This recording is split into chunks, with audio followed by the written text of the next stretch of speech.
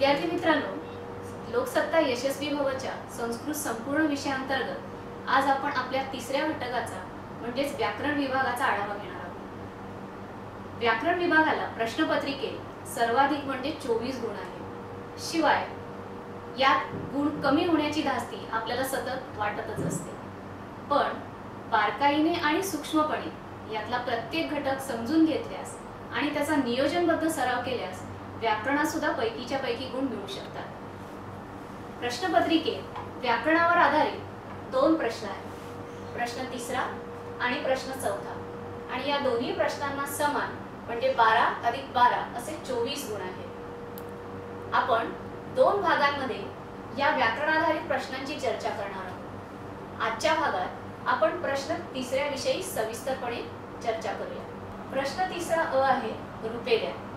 या प्रश्नामध्ये प्रत्येक गटातील 4 पैकी 2 रूप तुम्हाला लिहायचे, असे एकूण 3 गट दिले जातात आणि या प्रश्नाला गुण आहेत 6। प्रश्न 3 ब समास सोडवा। 4 सामासिक पदांपैकी 2 सामासिक शब्दांचा विग्रह करून समासाचं नाव लिहायचं असतं। या प्रश्नाला तुम्हाला गुण आहेत 2। प्रश्न 3 क आहे संधी करा। 4 पैकी 2 संधी केल्यानंतर या प्रश्नाला तुम्हाला 2 गुण मिळणार आहे। प्रश्न 4 ड आहे संधी सोडवा। 4 पैकी 2 संधी सोडवायच्या आहेत आणि याला गुण आहेत 2। याप्रमाणे प्रश्न 3ला आपल्याला एकूण 12 गुण आहेत। आता यातील एकेका प्रश्नाची व्याकरण विवेचनाच्या आधारे आपण सविस्तर चर्चा करूया। प्रश्न 3 अ जो आहे रूपे द्या, यासाठी व्याकरण विवेचन 1, व्याकरण विवेचन 2, व्याकरण विवेचन 3 आणि व्याकरण विवेचन 4 यांचा व्यवस्थित अभ्यास करणं अत्यंत गरजेचं आहे, कारण यातील पहिला गट जो आहे तो नामांवर आधारित आहे। या गटामध्ये वत आणि मत प्रत्ययांत विशेषण, अन आणि इन प्रत्ययांत नाम, शकारांत आणि चकारांत नाम यांची रूपं विचारली जातात। याशिवाय इयत्ता 8वी आणि इयत्ता 9वी मध्ये झालेल्या सर्व नामांची उजळणी करणं अत्यंत गरजेचं आहे। गट क्रमांक 2 मध्ये सर्वनाम विचारली जातात।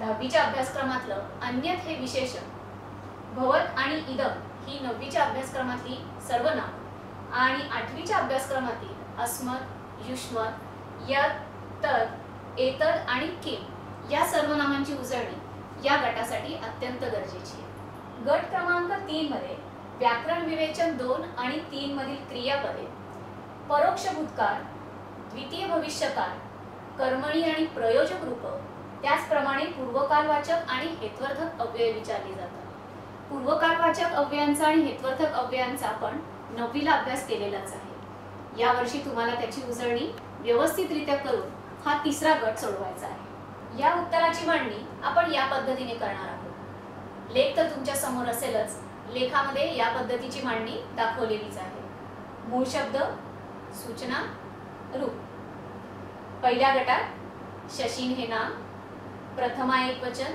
आणि त्याचं उत्तर शशी।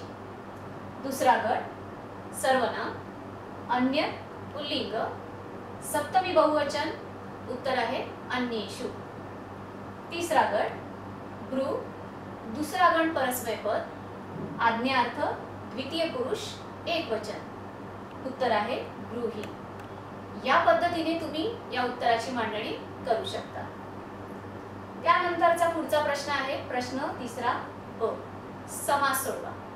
समास हे प्रकरण इयत्ता 9वी आणि इयत्ता 10वी अशा 2 इयत्तांमध्ये मिळून आपण अभ्यासलेला आहे। 9वीला आपण द्वंद्व समासाचा इतरेतर आणि समाहार हे 2 प्रकार, तर तत्पुरुषाचा कर्मधारय आणि विभक्ती तत्पुरुष हे 2 प्रकार अभ्यासले आहेत। 10वीच्या पाठ्यपुस्तकात आपल्याला तत्पुरुषाचा द्विगु हा उपप्रकार, तर बहुव्रीही आणि अव्ययीभाव समास या प्रकारांचा अभ्यास करायचा आहे। दोन्ही पाठ्यपुस्तकांमध्ये व्याकरण विवेचनात या समासांच्या नियमांविषयी आणि उदाहरणांविषयी सविस्तरपणे सांगितलेलेच आहे। हा प्रश्न सोडवताना विग्रह सलग लिहिला गेला पाहिजे। विग्रह लिहिताना तो तोडू नका, म्हणजेच सामासिक शब्द जसं धर्मनिष्ठ ह, त्यानंतर खालच्या ओळीमध्ये विग्रह असा शब्द लिहा आणि त्याच्या पुढे त्या सामासिक शब्दाचा विग्रह जसं धर्मे निष्ठा यस्य सह असा सलग लिहा। खालच्या ओळीत येऊन समास असा शब्द लिहून समासाचं नाव बहुव्रीही समास असं लिहा. या पद्धतीने दिलेली 2 सामासिक पदे लिहिल्यास विग्रह सलग लिहिला जातो आणि शब्द तोडले देखील जात नाही. त्यानंतरचा व्याकरण आधारित प्रश्न तिसरा जो आहे त्याचा क आणि ड हे दोन्ही उपप्रकार संधी प्रकरणावर आधारलेले आहेत. इयत्ता 8वीत झालेली स्वरसंधी, इयत्ता 9वीच्या अभ्यासक्रमात झालेली विसर्ग संधी आणि आत्ताच्या 10वीच्या अभ्यासक्रमातली व्यंजन संधी या तिन्ही संधी प्रकारांवर आधारित असा हा आपला प्रश्न 3 क आणि ड आधारित असतो. प्रश्न 3 क आणि ड सोडवताना हलंत वर्ण आणि विसर्गांचं लेखन स्पष्ट आणि अचूक केलं गेलं पाहिजे. हे दोन्ही प्रश्न सोडवताना साधारण या पद्धतीने जर आपण लिहिले तर ते दिसायलाही व्यवस्थित दिसतात. संधी सोडवताना डाव्या बाजूला संधियुक्त शब्द आणि उजव्या बाजूला त्याचा विग्रह, तर संधी करताना डाव्या बाजूला त्याचा विग्रह आणि उजव्या बाजूला ती संधी या पद्धतीने लिहिल्यास तो प्रश्न दिसायलाही सुटसुटीत दिसतो. उदाहरणार्थ नद्यास तीरे हा संधियुक्त शब्द डावीकडे लिहून उजव्या बाजूला विग्रह असं लिहून त्याखाली नद्याः अधिक तीरे असा विग्रह लिहिला जावा. तस्मिन् नेव, तस्मिन् अधिक एव. संधी करताना सुद्धा डाव्या बाजूला संधीचा विग्रह प्रश्नपत्रिकेत दिलेलाच असतो. तो डावीकडे लिहा समाप्ते अधिक अपि. तुमचं उत्तर उजवीकडे समाप्तेपि या पद्धतीने लिहा. सम्यक अधिक ज्ञातम, सम्यक ज्ञातम या पद्धतीने संधीच्या दोन्ही प्रश्नांची मांडणी केल्यास प्रश्न सुटसुटीतही दिसतो आणि अचूकता सुद्धा येते.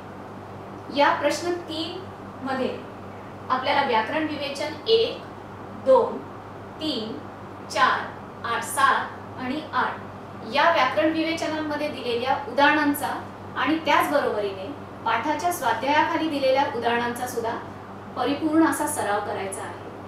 व्याकरण हे व्याकरणाला सरावानेच परिपूर्णता येते हे लक्षात घ्या आणि त्याप्रमाणे व्याकरणाचा स्वाध्याय पूर्ण आणि व्यवस्थित सोडवा. यापुढील प्रश्न 4 क जो व्याकरण आधारित आहे तो आपण पुढील भागात पाहणार आहोत. तेव्हा भेटूया पुढील भागात.